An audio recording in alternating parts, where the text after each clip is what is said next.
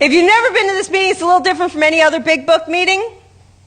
Now, it's different from other big book meetings. We don't do any of the readings in the beginning. We do an overview of the whole 164 pages. We do an overview of the big book so you know exactly why we're reading, what we're reading, okay? Good?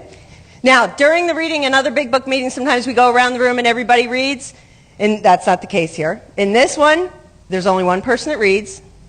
That would be me.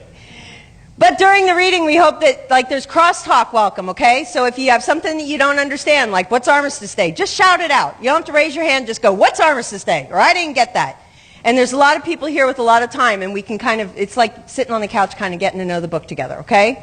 So, during the reading, although you can shout out and question and say whatever you'd like, it's not the time for sharing. Because after the reading, we'll do the 12 traditions, and then we'll do a half an hour of sharing, or up until 7:30, whichever we prefer. Okay? Any questions? No? Good. Does everybody have a big book? It's a good idea to have a big book in a big book meeting. There's some big books up here you can borrow. Now, when I first came into AA and somebody gave me a big book, I was like, well, that's awfully big. I'm not reading all that. I'm just going to go to a meeting and hear what other people have to say and then say what they say. Until I got a chance to go through the book with a sponsor, I had a lot of aha moments, right? One of them was the book is separated into two parts, the stories and the first 164. The first 164 is what outlines our program. The stories in the back, very important, but they change with each edition, okay? The 164 pages in the beginning is what these books are up front, and that does not change, okay? Out of the 4 different editions, the stories have changed, but if you have this book, Experience, Strength, and Hope, and the big book, the 4th edition, you have everything ever written in the big book, okay? Now, out of the 164 pages in the very beginning, it's outlined in the contents page in the beginning of the book, okay? How many times when we read a chapter 5, it'll say, our description of the alcoholic, the chapter to the agnostic, and our personal adventures before and after make clear 3 pertinent ideas. A, I'm an alcoholic. B, no human power. And C, something bigger than me is going to have to work, right? Those are the pertinent ideas of steps 1 and 2. And after that it says, being convinced, you're now at step 3. The original manuscript said, if you're not convinced of these 3 pertinent ideas, please reread the book up until this point or throw it away. But being convinced, you're now at step 3. So where do I find steps 1 and 2? Everything up until chapter 5. So it starts off with the preface. And in the preface it says, we don't change the 164. In fact, there's a strong sentiment against any radical change being made to it. Okay? And at the end of the preface we go, we hope that in the stories or when you read this, if you suffer from alcoholism, you might go, I felt like that. I think this might work for me. In other words, the me too. We go into the forwards. There's 4 different forwards for 4 different editions. The first one says, this is our basic text. And our main purpose of this book is to show you precisely how we have recovered. So there's clear-cut directions in the big book. And I'll point those out as we do the reading.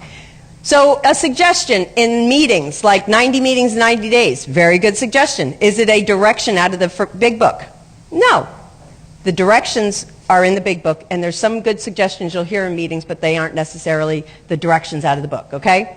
The second edition, we throw in some history. The 3rd and 4th edition, it talks about how we've grown, okay? And then we start with the doctor's opinion. Now we have 2 founders, Bill Wilson and Dr. Bob, right up there on the wall. Dr. Bob is not the one that wrote the doctor's opinion. This would be Dr. Silkworth. He's the one that detoxed and worked with 40 to 50,000 alcoholics. Let's say you went down to Harbor General. One more time drunk, and the doctor goes, oh, you again. Sorry, we don't have a pill that'll fix you. You have an allergy to alcohol. You're irritable, restless, and discontent. No matter what we say, it doesn't seem to work, but whatever these men have to say seems to work, right? We have no synthetic knowledge, no matter how smart we doctors are, to fix you guys. You basically need a spiritual slap on the head, and that's what you'll find in the following pages. So that's the good doctor's introduction. He talks about the allergy, and there you might go, wow, that sounds like me. In Bill's story, just like in a speaker meeting, he talks about crossing that line. He talks about trying to get sober on self-knowledge, and one more time it not working, one more time until the message is carried to him and the importance of carrying it to another. He also talks about stealing from family, getting jittery, right? So in there you might find something that you can relate to. If not, right after that, and there's a solution. It's almost like all of us, the rest of us that were around in those days, right, helping him write the book, said a lot of us were just like Bill. You might be one of us, a real Dr. Jekyll, Mr. Hyde. Don't worry, come along for the ride. More about alcoholism. We read it in every meeting, right? It starts off with, none of us wanted to admit we were real alcoholics. I mean, nobody likes to think they're bodily and mentally different than their fellows, right? And in there, you're going to find, just like in a participation meeting, a couple different stories. Fred the accountant, Jim the salesman, the jaywalker, right? And you might find in there those A, B, and C's. Now, up until this point, we've talked a lot about spirituality, right? So we have a whole chapter dedicated to don't overthink the God thing. You basically lack that power. I couldn't stop on my own. I lacked that power, so I had to find some power bigger than me. If you got a God, good. If you don't worry about it. Come along for the ride. We have a solution for you, okay? But it's a whole chapter pretty much dedicated to don't overthink it. Just come along for the ride. That ice cube melts slow. So in doing the steps is sometimes where we find that higher power. And then we get into how it works, where we talk about A, B, and C, and now you're ready for 3, self-will run riot, the 3rd step prayer, and how to do an inventory. Okay, I'm going to get out of that fear, self-pity, insecurity, and start working on learning some facts about myself. So we did an inventory with resentments, fear, and sex, right? Ooh. Into action, right after that, chapter 6. We have a sponsor, and we read that inventory to him. We learn some facts about ourselves. We learn some character defects and how to have them removed so we can help another, and how to clear up the records of our past in 8 and 9. In 10 and 11, how to keep ourselves free, because now we're starting to feel some freedom, right? We're starting to feel some peace. And then in working with others is all about step 12, how we carry that message to somebody else. How do we introduce this program to somebody? How we even put our hand out to somebody. We don't talk down, we don't judge, we don't criticize. We don't talk down to any alcoholic from a moral or spiritual hilltop. We just reach our hand out and go, I've worked those steps, I can help you. Or, even if you haven't worked the steps, you can still reach your hand out and say, hey, I know where there's a meeting. Here's a book, right? Tonight we're going to be into the wives. Ooh. It's not just for wives. So up until this point, we're doing all our steps, right? But at the time, in 1939, when we wrote this book, it wasn't just intended for alcoholics to pick it up. It was intended for everybody, family members, employers, wives, and family members that were dealing with one of us at home. So that's what we're going to be reading tonight.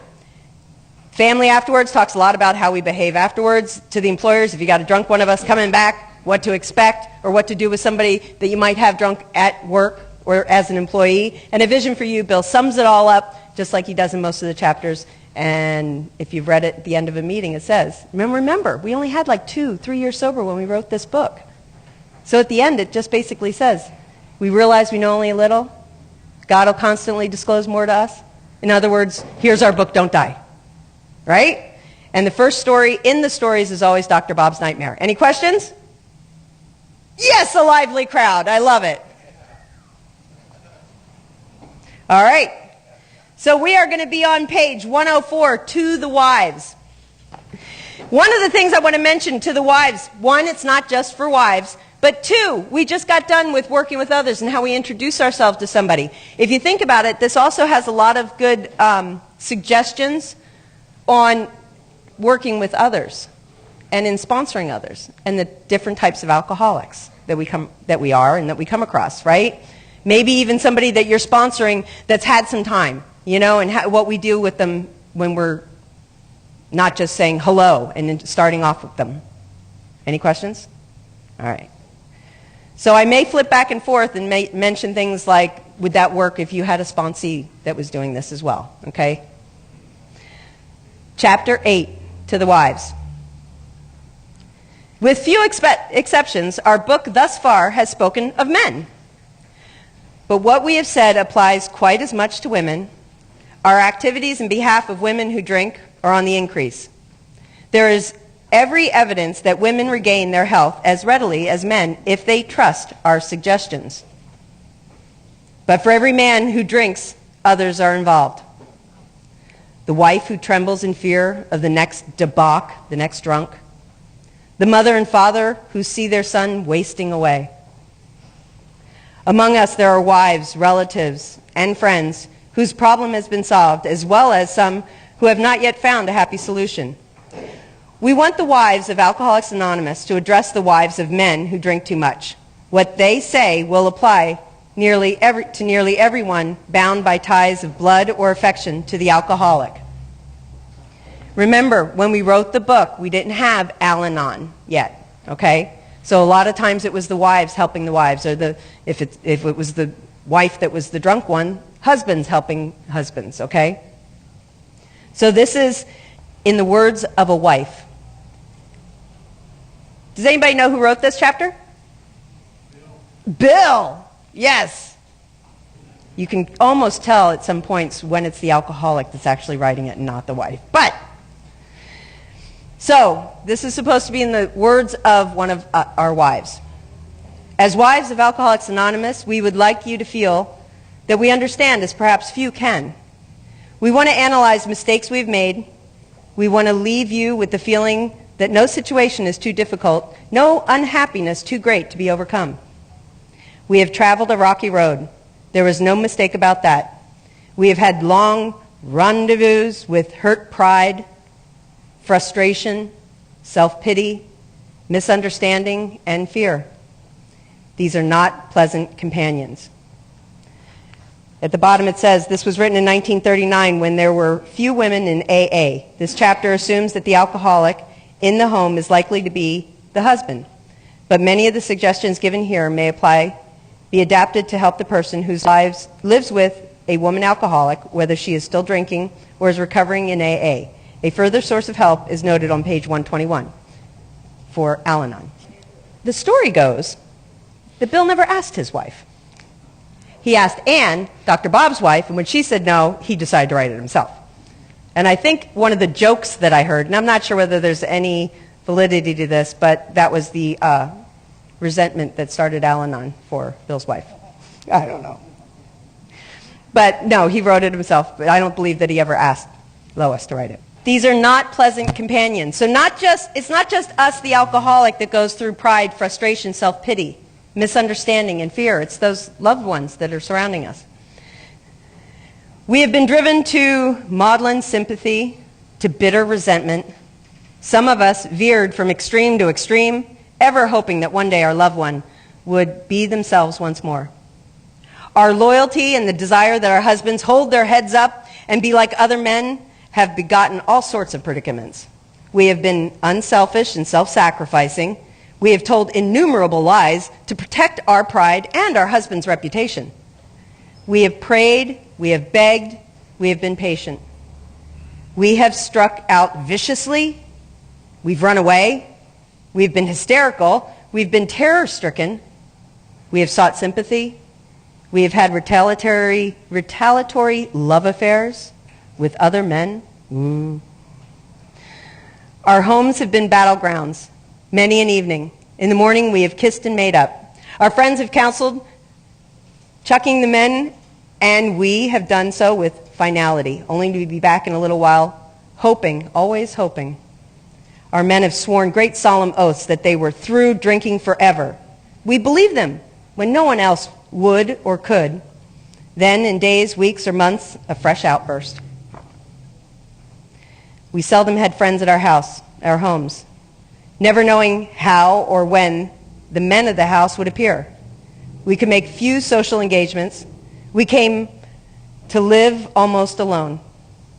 When we were invited out, our husbands sneaked so many drinks that they spoiled the occasion. If, on the other hand, they took nothing, their self-pity made them killjoys. Killjoys. There was never financial security. Positions were always in jeopardy or gone. An armored car could not have brought the pay envelopes home. The checking account melted like snow in June. Sometimes there were other women. How heartbreaking was this discovery. How cruel to be told they understood our men as we did not.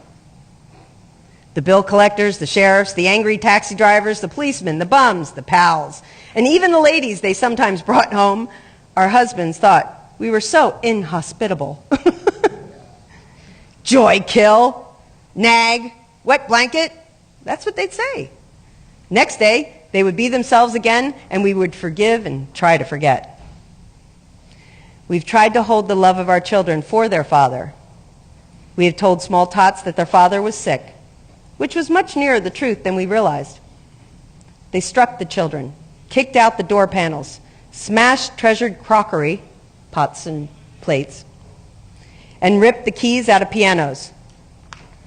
What was it? Last time we read this, somebody actually had somebody rip keys out of the piano? Never heard of that. In the midst of such pandemonium, they have rushed out threatening to live with other women forever. In desperation, we have even got tight ourselves, got drunk ourselves. The drunk to end all drunks. The unexpected result was that our husband seemed to like it. Damn.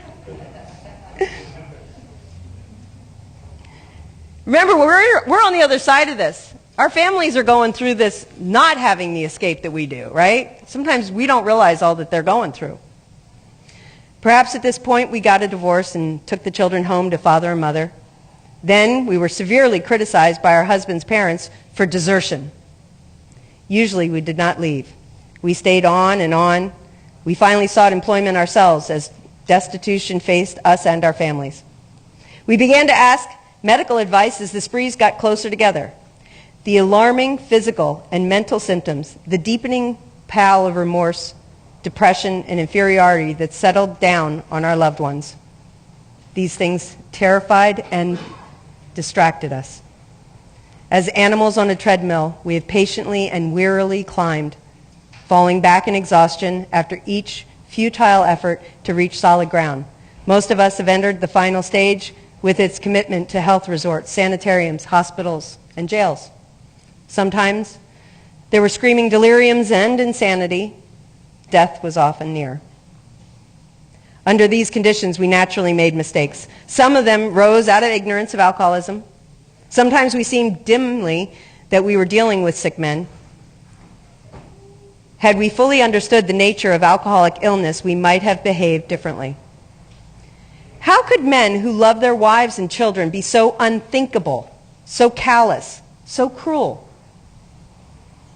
There could be no love in such persons, we thought. And just as we were being convinced of their heartlessness, they would surprise us with fresh resolve and new attentions. For a while, they would be their old, sweet selves, only to dash the new structure of affection to pieces once more. Asked why they commenced to drink again, they would reply with some silly excuse, or none. It was so baffling, so heartbreaking. Could we have been so mistaken in the men we married? When drinking, they were strangers. Sometimes they were so inaccessible that it seemed as though a great wall had been built around them. And even if they did not love their families, how could they be so blind about themselves? What had become of their judgment, their common sense, their willpower? Why could they not see that drink meant ruin to them? Why was it when these dangers were pointed out that they agreed and then got drunk again immediately? These are some of the questions which race through the mind of every woman or family member who has an alcoholic husband. We hope this book has answered some of them. Perhaps your husband has been living in that strange world of alcoholism where everything is distorted and exaggerated. We don't exaggerate, do we? You can see that he really does love you with his better self. Of course, there is such a thing as incompatibility, but in nearly every instance, the alcoholic only seems to be unloving and inconsiderate. It is usually because he is warped and sickened that he says he does these appalling things. Today, most of our men are better husbands and fathers than ever before. Here's some of the directions. So this would be a direction to a wife or a husband or somebody that loves an alcoholic, or a direction for us with those we sponsor, right? Try not to condemn your alcoholic husband, no matter what he says or does. He is just another very sick, unreasonable person. Treat him, when you can, as though he had pneumonia. When he angers you, remember that he is very ill. There's more directions in the whole next paragraph. There is an important exception to the foregoing. We realize some men are thoroughly bad intentioned, that no amount of patience will make any difference. An alcoholic of this temperament may be quick to use this chapter as a club over your head. Don't let him get away with it. If you are positive he is one of the type, you may feel you had better leave. Is it right to let him ruin your life and the lives of your children? Especially when he has before him a way to stop his drinking and abuse, if he really wants to pay the price. How many people can see that happening? Did you read this book? I'm sick. This is for you. You should read this, right? Don't let them do it. So now what we're going to do is we're going to go over 4 different types of alcoholics, okay? The problem with which you struggle usually falls into one of 4 categories. 1, husband number 1. Your husband may be only a heavy drinker. His drinking may be constant or it may be heavy only on certain occasions. Perhaps he spends too much money for liquor. It may be slowing him up mentally and physically, but he doesn't see it. Sometimes he is a source of embarrassment to you and his friends. He is positive he can handle his liquor, that it does him no harm, that drinking is necessarily in his business. He would probably be insulted if he were called an alcoholic. This world is full of people like him. Some will moderate or stop altogether, and some will not. Of those who keep on, a good number will become true alcoholics after a while. 2, your husband is showing a lack of control, for he is unable to stay on the water wagon, stay sober, even when he wants to. He often gets entirely out of hand when drinking. He admits this is true, but is positive that he will do better. He has begun to try, with or without your cooperation, various means of moderating or staying dry. Maybe he is beginning to lose his friends. His business may suffer somewhat. He's worried at times and is becoming aware that he cannot drink like other people. He sometimes drinks in the morning and through the day also to hold his nervousness in check. He is remorseful after serious drinking bouts and tells you he wants to stop. But when he gets over the spree, he begins to think once more how he can drink moderately next time. We think this person is in danger. These are the earmarks of a real alcoholic. Perhaps he can still tend to business fairly well. He has by no means ruined everything, as we say among ourselves. He wants to stop. 3, now you've heard that we have different bottoms, right? That's kind of another way of looking at this. 3, this husband has gone much further than husband number 2, though once, like number 2, he became worse. His friends have slipped away. His home is a near wreck, and he cannot hold a position. Maybe the doctor has been called in, and the weary round of sanitariums and hospitals has begun, detoxes, right, programs. He admits he cannot drink like other people, but does not see why. He clings to the notion that he will yet find a way to do so. He may have to come to the point where he desperately wants to stop but cannot. His case presents additional questions which we shall try to answer for you. You can be quite hopeful of a situation like this. And husband number 4. You may have a husband of whom you completely despair. He has been placed in one institution after another. He is violent or appears definitely insane when drunk. Sometimes he drinks on the way home from the hospital. Perhaps he has had delirium tremors, the shakes, or seizures. Doctors may shake their head and advise you to have him committed. Maybe you've already been obliged to put him away. This picture may not be as dark as it looks. Many of our husbands were just as far gone, yet they got well. Let's now go back to husband number 1. Oddly enough, he is often difficult to deal with. He enjoys drinking. It stirs his imagination. His friends feel closer over a highball. Perhaps you enjoy drinking with him yourself when he doesn't go too far. You have passed happy evenings together, chatting and drinking before your fire. Perhaps you both like parties, which would be dull without liquor. We have enjoyed such evenings ourselves. we've had a good time. We know about liquor as a social lubricant. Some, but not all of us, think it has its advantages when reasonably used. Here's some directions. The first principle of success is that you should never be angry. Even though your husband becomes unbearable and you have to leave him temporarily, you should, if you can, go without rancor. That means bitterness or resentment, okay? Patience and good temper are most necessary. Does that fit sometimes when we're sponsoring people, or our sponsors have to have patience with us sometimes? Our next thought is that you should never tell him what he must do about his drinking. If he gets the idea that you are a nag or a killjoy, your chance of accomplishing anything useful may be zero. He will use that as an excuse to drink more. He will tell you he is misunderstood. This may lead to lonely evenings for you. He may seek someone else to console him, not always another man. Be determined that your husband's drinking is not going to spoil your relations with your children or your friends. They need your companionship and your help. It is possible to have a full and useful life, though your husband continues to drink. We know women who are unafraid, even happy under these conditions. Here's a direction. A lot of these are all directions, but do not set your heart on reforming your husband. Do not set your heart on reforming the alcoholic. You may be unable to do so no matter how hard you try. We know these suggestions are sometimes difficult to follow, but you will save many a heartbreak if you can succeed in observing them.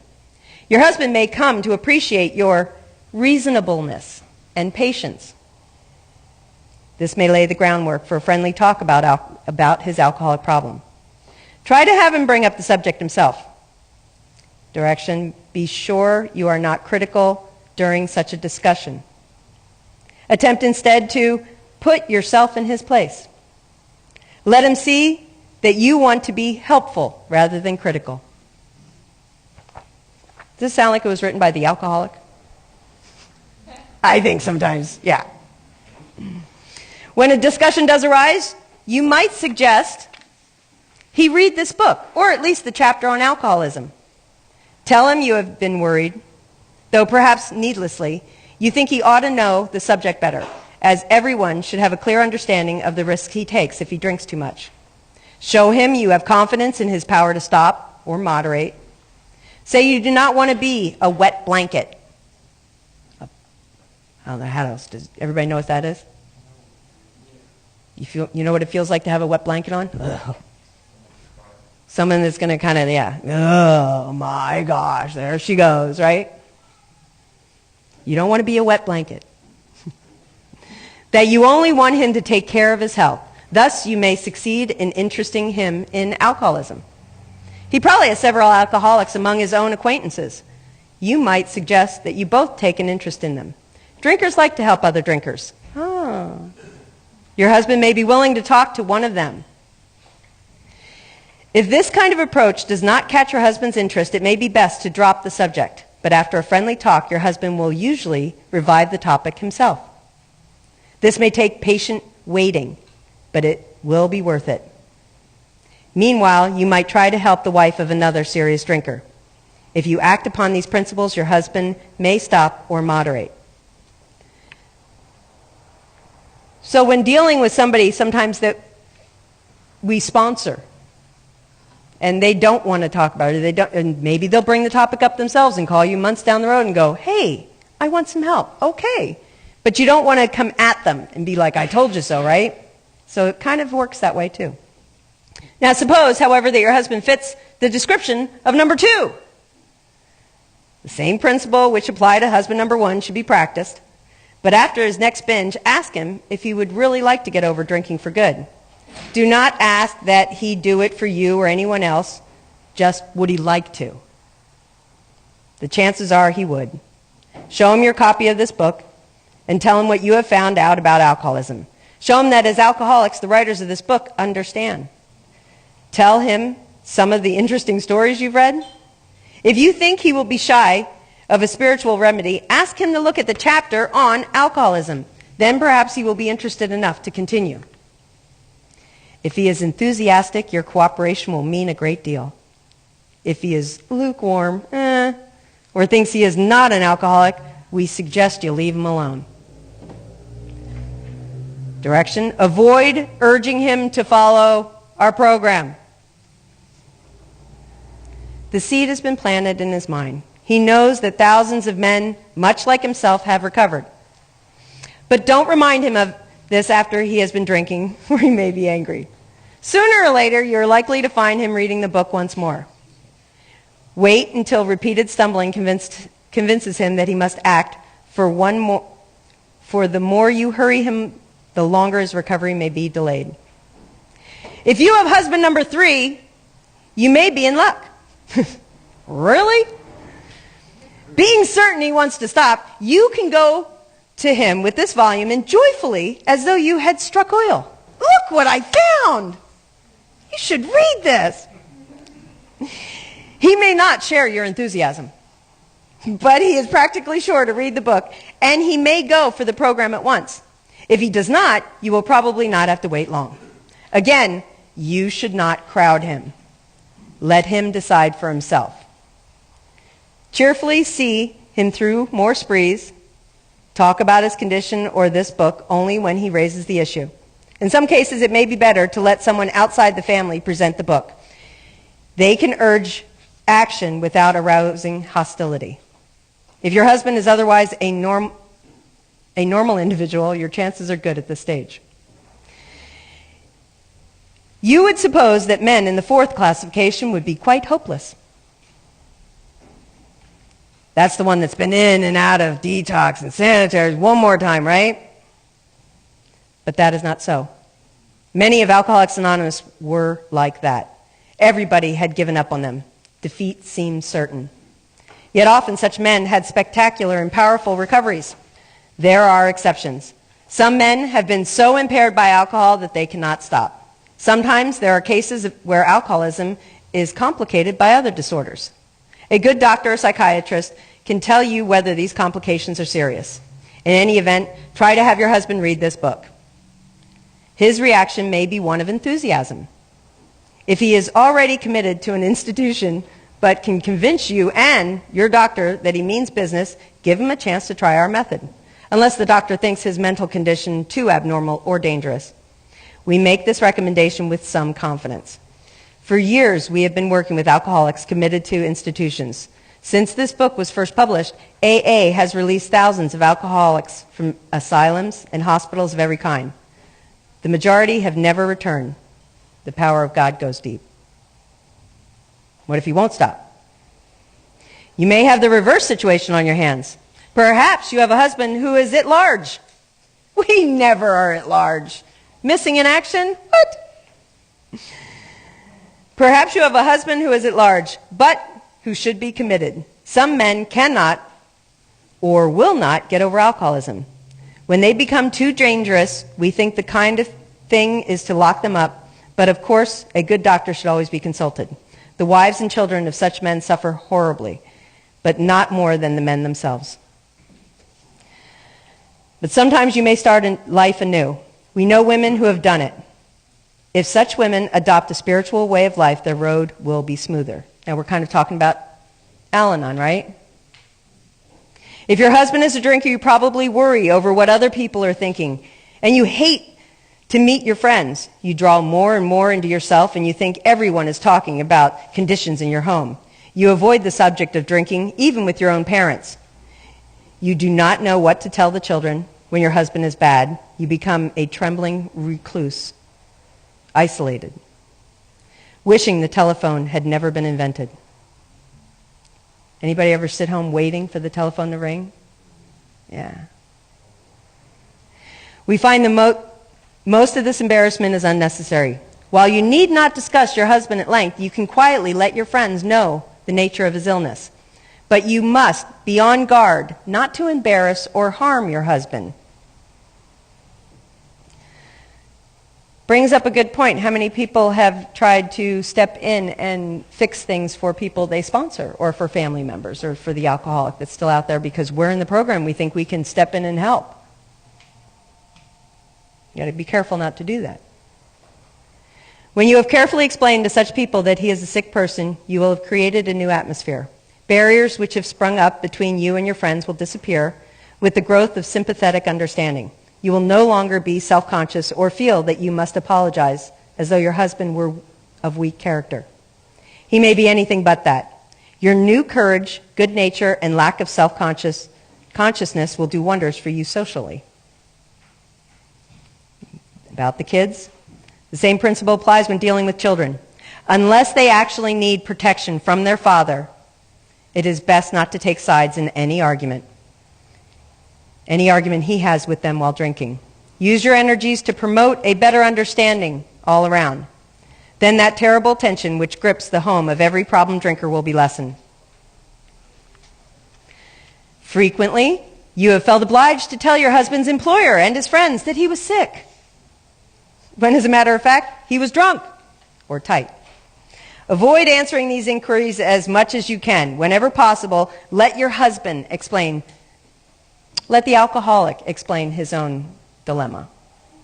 Your desire to protect him should not cause you to lie to people when they have a right to know where he is and what he is doing.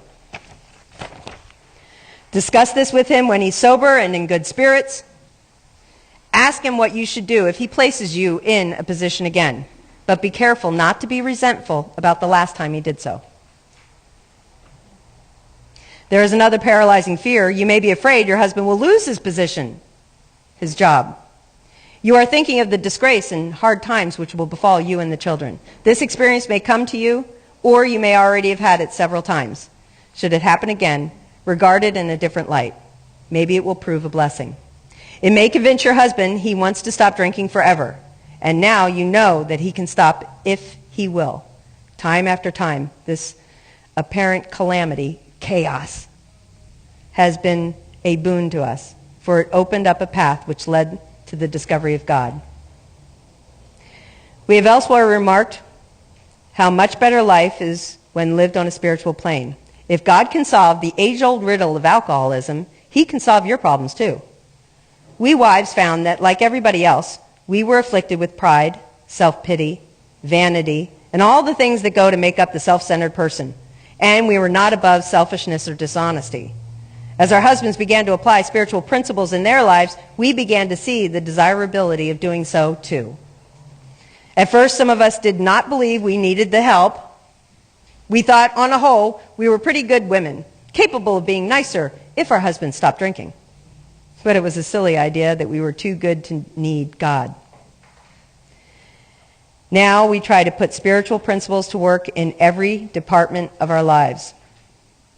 When we do that, we find it solves our problems too. Ensuing lack of fear, worry, and hurt feelings is a wonderful thing. We urge you to try our program, for nothing will be so helpful to your husband as the radically changed attitude toward him which God will show you how to have. Go along with your husband if you possibly can.